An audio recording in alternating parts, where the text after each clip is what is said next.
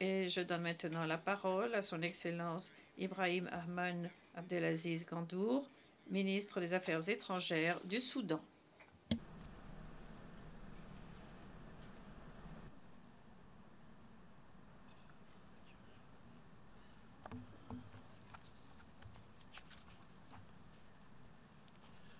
Bismillahirrahmanirrahim.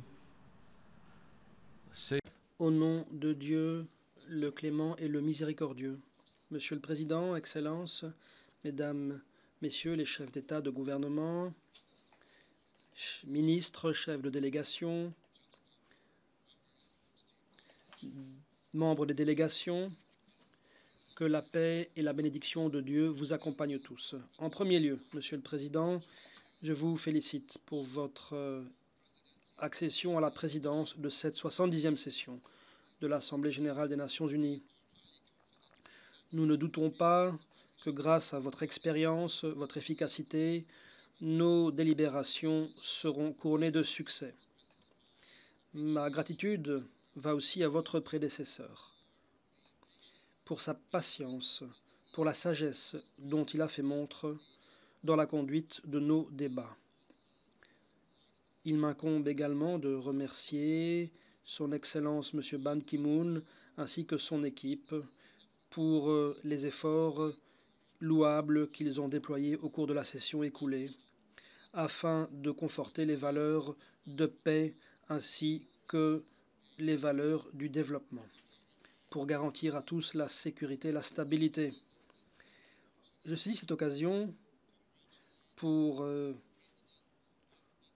saluer le peuple et le gouvernement palestinien au moment où l'on a hissé le drapeau palestinien au siège des Nations unies. Nous engageons la communauté internationale à permettre à la Palestine de créer un État indépendant avec Jérusalem-Est comme capitale.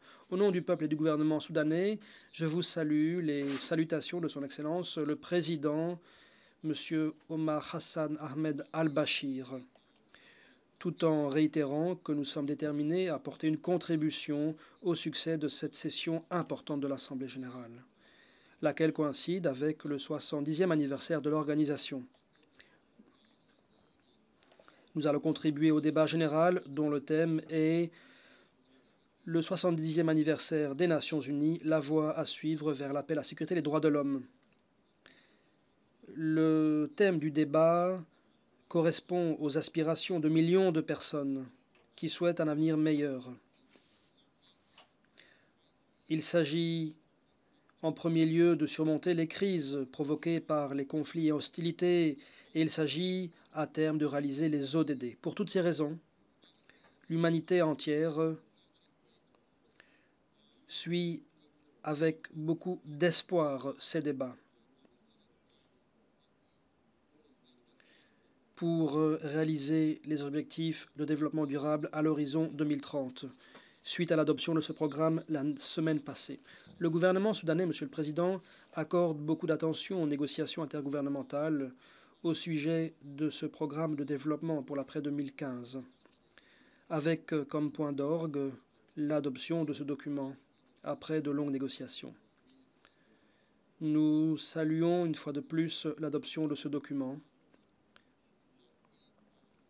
Nous avons d'ailleurs participé aux pourparlers qui ont débouché sur cette adoption. Le Soudan a commencé à mettre en œuvre différentes mesures ayant pour objet de concrétiser ses objectifs. Ce programme a été intégré dans nos programmes nationaux et régionaux.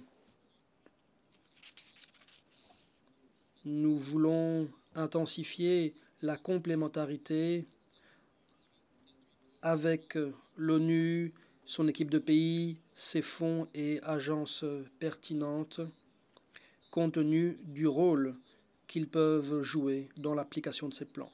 Toutefois, il conviendra de veiller à ce que ces objectifs viennent compléter les processus liés à la paix, la stabilité et la croissance de notre pays, en dépit des sanctions économiques coercitives unilatérales qui nous sont imposées et qui nous freinent dans la réalisation de ces objectifs nobles. Nous rejetons, dans les termes les plus vifs, les sanctions unilatérales coercitives imposées à différents pays, comme cela est d'ailleurs expressément indiqué dans le document en question.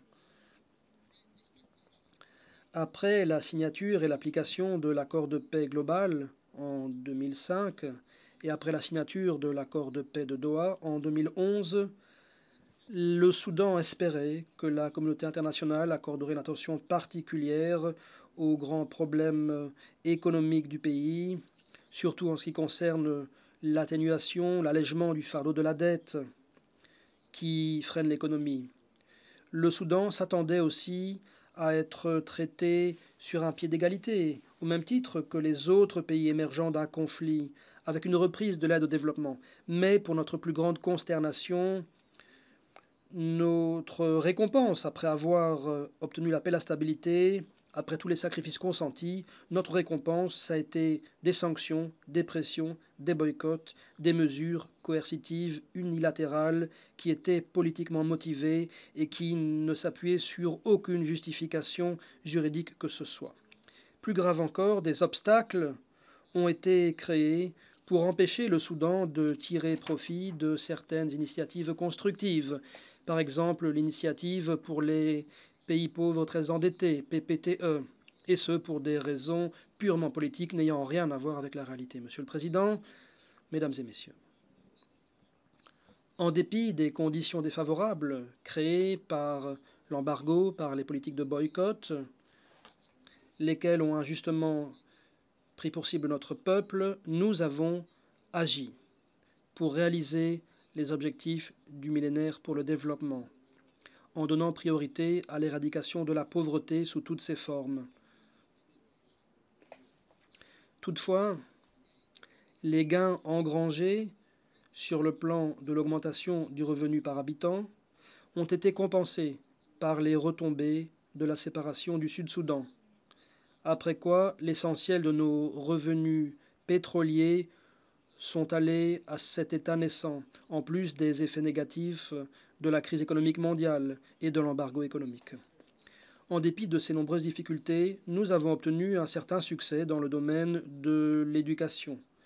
Le taux de scolarisation a beaucoup augmenté dans l'enseignement primaire et secondaire. On voit aussi une progression de la proportion des filles qui vont à l'école. Ceci est le résultat de politiques de sensibilisation et d'incitation mises en place par l'État.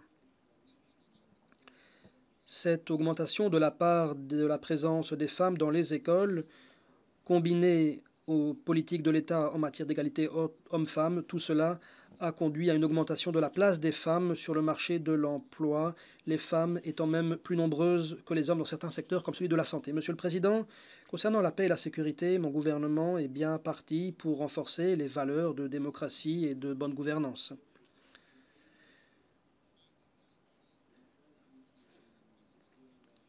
Des élections présidentielles et parlementaires ont eu lieu au Soudan au mois d'avril. Elles se sont déroulées de façon pacifique. Elles ont été équitables et transparentes.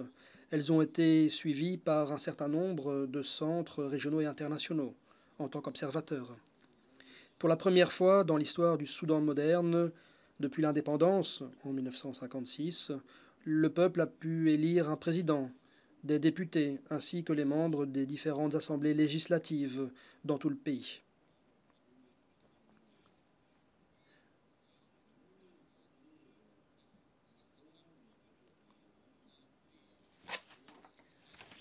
Évoquons à présent l'initiative de dialogue global national lancée le 27 janvier 2014 par le président de la République. Bon nombre de partis politiques ont donné suite à cette initiative, 97 partis plus exactement, lesquels se sont entendus pour examiner les questions ayant trait à la paix, l'économie, la réduction de la pauvreté, l'unité, l'identité, la politique étrangère, les droits et devoirs des citoyens, les droits de l'homme, les libertés et la vie politique. Vous avez peut-être aussi constaté que des garanties convaincantes ont été offertes par le gouvernement à ce qui reste des groupes rebelles armés, et ce pour garantir leur participation en toute sécurité au dialogue, sans restriction, sans conditions préalables. Dans ce contexte, le président de la République a publié 2 décrets le 21 septembre 2014 portant prolongation de l'amnistie pour toutes les personnes armées et portant prolongation de 2 mois d'un moratoire unilatéral. Ces décrets visaient à encourager les groupes et individus armés à participer au dialogue national global, un dialogue ouvert à tous. Monsieur le Président, Mesdames et Messieurs, pour ce qui est du respect des droits de l'homme, le gouvernement soudanais a obtenu des réalisations considérables.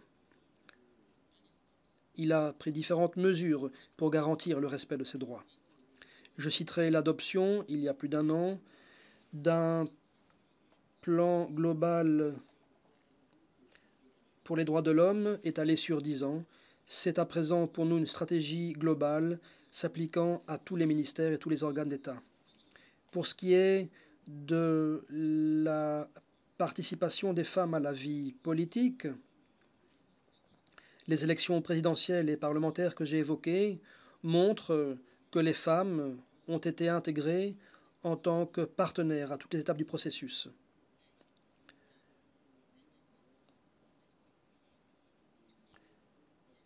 Les femmes représentent 30%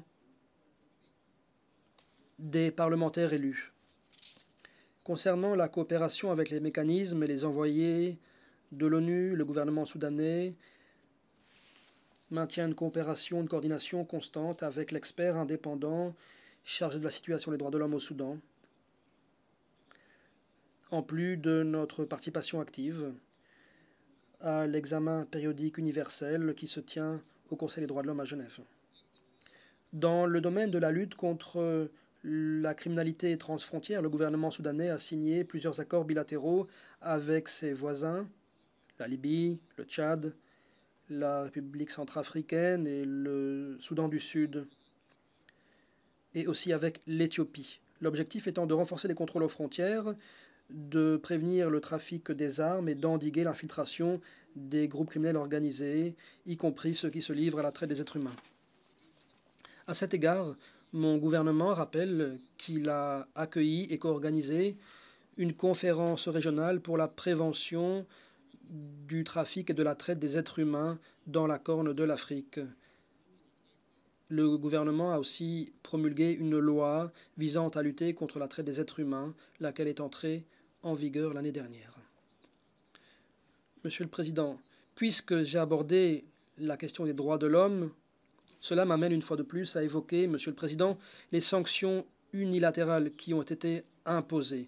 Et à cet égard, j'aimerais citer l'étude réalisée par le Conseil des droits de l'homme il y a 2 ans, étude qui portait sur les incidences de ces sanctions en matière de droits de l'homme. La conclusion était que c'était au premier chef les innocents et non les gouvernements qui étaient les victimes de ces sanctions. Monsieur le Président, le Soudan a toujours été un partenaire actif dans la lutte internationale contre le terrorisme. Au niveau national également, nous avons beaucoup fait pour mettre nos lois en conformité avec le droit international et avec les instruments internationaux ayant trait à la lutte contre le terrorisme.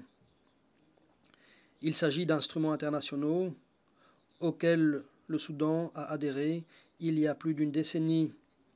Et le Soudan adhère strictement aux normes et dispositions énoncées dans les 10 instruments. À cet égard, depuis cette tribune, nous réitérons que nous rejetons catégoriquement toute tentative de politiser et de contourner les dispositions du droit international. Je prendrai comme exemple les relations entre le Conseil de sécurité et la Cour pénale internationale. À cet égard, l'expérience a montré à maintes reprises que ce fléau de la politisation était devenu un outil utilisé pour s'attaquer à des dirigeants africains en particulier. Vous aurez peut-être pris note des résolutions adoptées par l'Union africaine à ce sujet. en particulier la récente résolution adoptée par le sommet de l'Union africaine à Addis Abeba, laquelle a ensuite été avalisée lors du récent sommet de Johannesburg. On ne pourra améliorer le monde sans un ordre international acceptable, juste, équitable. Toutefois, le système international actuel a été mis en place il y a plusieurs décennies. Ce système n'est plus adapté au monde d'aujourd'hui, le monde ayant changé. Il est donc impératif de lancer de vastes réformes et de revenir sur les arrangements qui ont prévalu jusqu'ici en fonction de l'évolution de notre planète. Et ici, mon pays estime qu'il faudra mettre en œuvre rapidement un processus de réforme structurelle à l'ONU et au Conseil de sécurité, et ce en conformité avec le principe de la représentation juste et équitable de tous les pays. Pour relever les grands défis d'aujourd'hui, il faudra une forte volonté internationale.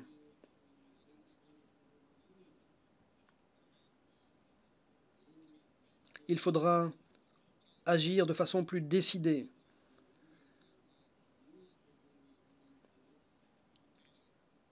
En particulier en ce 70e anniversaire de l'adoption de notre charte. Le système de l'ONU doit être réformé, surtout le Conseil de sécurité. L'objectif étant que le continent africain soit représenté dans les catégories de membres permanents et non permanents de ce Conseil. Il faudra éviter la politisation, la sélectivité et l'application des principes à géométrie variable. Monsieur le Président, la lutte contre l'impunité est un objectif noble auquel doit s'atteler la communauté internationale. Toutefois, mélanger les principes de justice et la politisation est incompatible avec les principes de la Charte et avec le droit international.